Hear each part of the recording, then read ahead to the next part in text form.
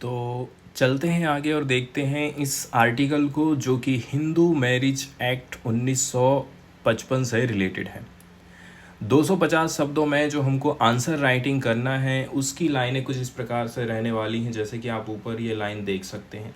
MP high court order goes against the very basis of the special marriage act.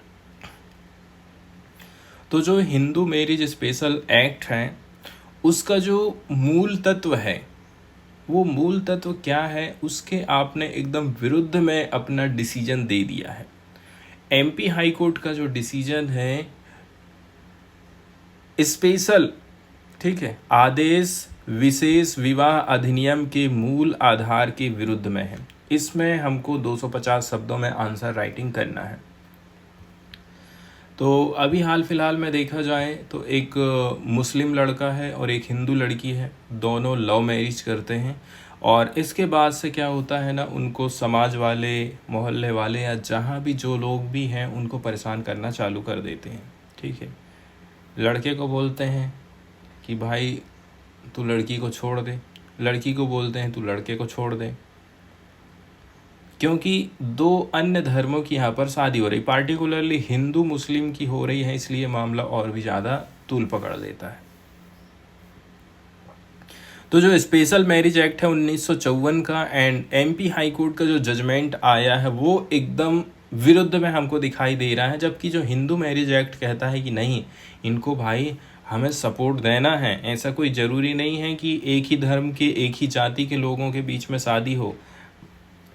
भारतीय संविधान कहता है कि किसी भी व्यक्ति को, ठीक है, इस प्रकार से आप धर्म के आधार पर, भाषा के आधार पर, जाति के आधार पर उसके अधिकारों से वंचित नहीं कर सकते हैं। उसकी प्राइवेसी का उल्लंघन नहीं किया जा सकता है। ये उसकी खुद की निजता है लड़की की कि वो किससे शादी करना चाहती है, लड़के की निजता है, प्राइवेसी है कि वो किससे शादी करना चाहता है। तो मध्य प्रदेश हाई कोर्ट ने जो डिसीजन दिया है वो मिस इंटरप्रिटेशन समझ में आ रहा है कानून का। इंटरफेथ जो मैरिज किए हैं ये लोग, इंटरफेथ मतलब होता है अन्य धर्म में, जो अंतर धर्म में जो इन्होंने विवाह किया है उसको बोला जा रहा है इंटरफेथ मैरिज। जबकि देखा जाए जो लीगल एवेन्यू है इंटर रिलीजियस मैरिज के लिए सरकार रखती है, संविधान रखता है, नियम कानून रखता है। ठीक, यदि इसको आप रिजॉल्व नहीं करते हैं तो ये क्या काम करेगा, इसका काफ़ी बड़ा कॉन्सिक्वेंसेस हमको सामने देखने को मिलेगा। ठीक है, जो कि एक्ट के विरुद्ध में होगा। जबकि ये कानून कहता है कि हमें एक वायेबल लीगल एवेन्यू प्रोवाइड करना है इंटर रिलीजियस मैरिज के लिए, तो कानून भी सपोर्ट कर रहा है, लेकिन यहाँ पर हाई कोर्ट की तरफ से व्याख्या गलत कर दी जाती है। अब हम बात करते हैं कि ये पूरा मामला क्या है। तो एक पिटीशन है जो कि लाई गई थी इंटरफेथ मैरिज को लेकर के।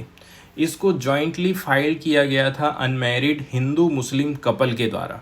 ठीक है, अनमैरिड हिंदू मुस्लिम कपल के द्वारा ये पिटीशन दायर करी गई थी मध्य प्रदेश हाई कोर्ट ने।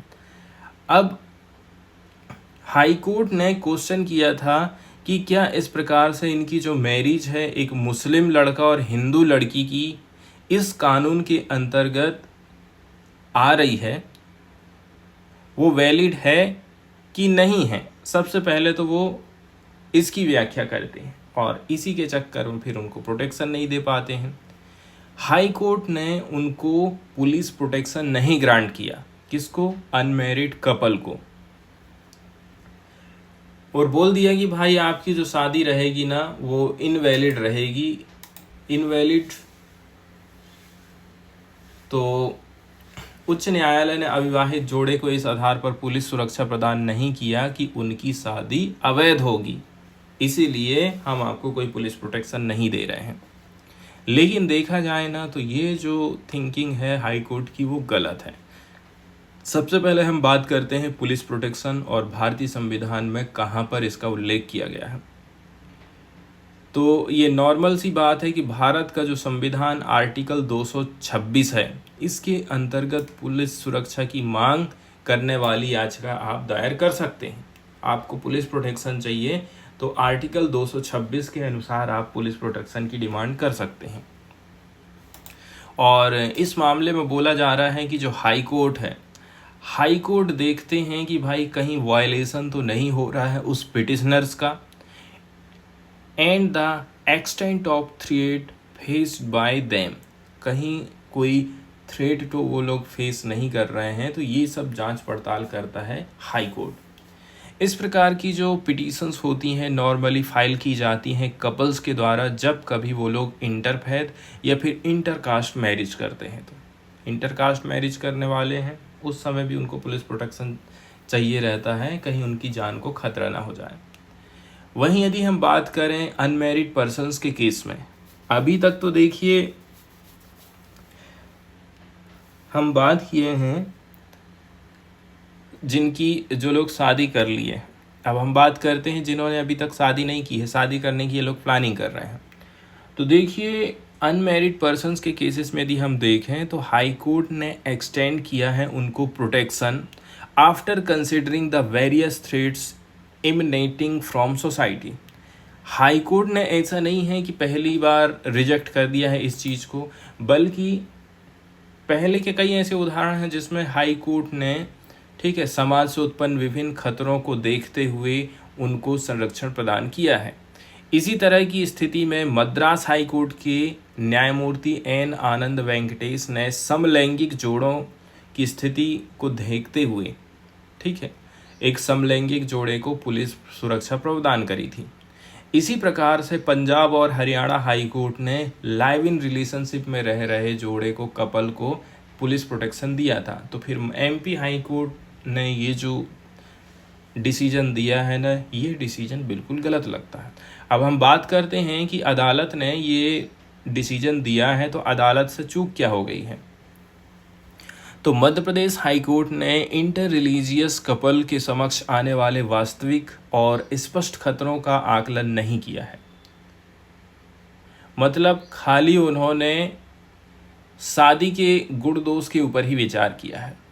यदि दंपत्ति ने अपना विवाह रजिस्टर्ड नहीं कराया है तो भी उनके संरक्षण के दावे पर आर्टिकल 21 के अनुसार लिया डिसीजन उनको दे देना चाहिए था। जैसे कि उन्होंने रजिस्ट्रेशन नहीं कराया है, शादी का शादी नहीं भी करी है, तो आर्टिकल 21 कहता है, ठीक है, कि भाई जीवन, लाइफ, इसको जीवन जीने का अधिकार है उस व्यक्ति को, ठीक है। तो थ्रेट से बचाने का काम करना चाहिए था यहाँ पर कोर्ट को आगे आकर के, लेकिन ऐसा नहीं हुआ है, ठीक है। अब हम बात करते हैं क्या ये जो डिसीजन लिया गया है हिंदू विवाह, जो हिंदू मैरिज एक्ट के विरुद्ध में लिया गया है, तो ये सही बात है। ये एक और गंभीर चिंता वाली बात यह है कि एमपी हाई कोर्ट द्वारा पारित आदेश स्पेशल हिंदू मैरिज एक्ट के जो मूल सिद्धांत हैं उसके विरुद्ध में चले जाता है। कुछ महत्वपूर्ण निर्णय लिए गए हैं, जैसे कि मोहम्मद सलीम बनाम शमसुद्दीन 2019 में सुप्रीम कोर्ट ऑफ इंडिया का एक डिसीजन आया था।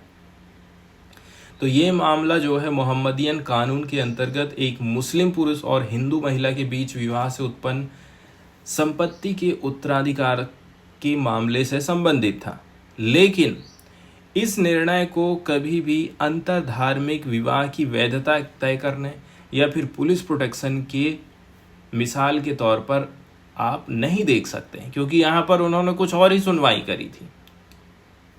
साथ ही साथ इस आदेश में अधिनियम की धारा 4 पर भी प्रकाश डाला गया था, ठीक है, जो कि प्रतिबंधित लेवल के रिलेशनशिप वाले व्यक्तियों के बीच विवाह को बाहर रखता है। इस प्रकार से भी इसमें कुछ डिसीजन लिए गए थे। अब हम बात करते हैं ये जो एमपी हाई कोर्ट का डिसीजन लिया गया है, इसके ऊपर यदि आप रिलायंस करेंगे, भरोसा करेंगे तो क्या होगा, ठीक है। कुल मिलाकर के ये जो है prohibition is entirely untenable and factually flawed as this provision only bars marriage between those who are related। कुल मिलाकर के ये जो कानून है, ये जो आदेश है, शादी को रोकने का काम कर दे रहा है, तो ये एकदम एक्सेप्टेबल नहीं है। लेकिन यहाँ पर हाई कोर्ट इस मामले में फेल हो गया है कि भाई इस कानून का ऑब्जेक्टिव क्या है? ऑब्जेक्टिव है कि जो मैरिज है लड़का और लड़की के बीच में, जो दो इंडियन नेशनल हैं, irrespective of faith with either party to marriage में प्रोफेस, कुल मिलाकर के जो विवाह है वो रुकना नहीं चाहिए। ठीक है, आप किसी भी धर्म के हों, आपकी शादी को नहीं रोका जाना चाहिए। अब हम बात करते हैं कि जो मॉडर्न इंडिया है और स्पेशल एक्ट को किस प्रकार से यहाँ पर देखा जा रहा है। कुल मिलाकर के देखा जाए ना, अन्य धर्म में शादी करना अभी भी खतरे की घंटी ही मानी जाती है। इतना आसान नहीं है, खास करके मुस्लिम धर्म के साथ में शादी करना। इंटरफेथ मैरिज, इंटरकास्ट मैरिज, ठीक है, ये आज के समय में बहुत खतरे वाली शादी हो गई है। इसके अलावा अभी जो मुद्दा चल रहा है वो लव जिहाद का चल रहा है।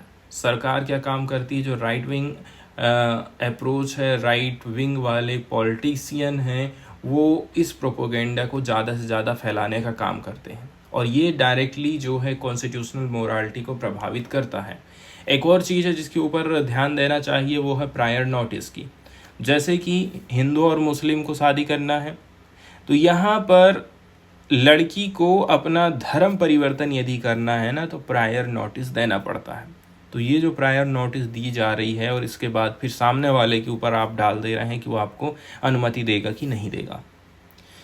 लेकिन अंतरजातीय विवाह, अंतर धर्म वाला विवाह, इसके सपोर्ट में भी सुप्रीम कोर्ट ऑफ इंडिया के बहुत सारे जजेस आए हैं।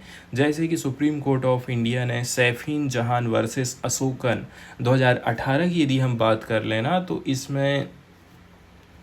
इसमें भी सुप्रीम कोर्ट ने थोड़ा सा सपोर्ट दी थी कि भाई विवाह की जो प्राइवेसी है, वो प्राइवेसी को भी तो ध्यान रखना ज़रूरी है ना, और इसका कोई उल्लंघन नहीं कर सकता है।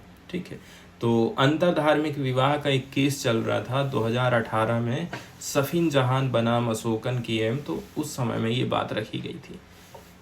इसके अलावा भी DY चंद्रचूड़ ने भी बोला है कि भाई जो किसी भी व्यक्ति का जो इंटरनल मैटर रहता है, ठीक है, समाज की उसमें ज़रूरत नहीं पड़ना चाहिए, समाज से उसका कोई लेना देना नहीं होना चाहिए। वो ये उनकी अंतरंग व्यक्तिगत निर्णय हैं कि वो किससे शादी करेंगे। तो कुल मिलाकर के व्यक्तिगत स्वतंत्रता यहाँ पर इम्पोर्टेंट हो जाती है।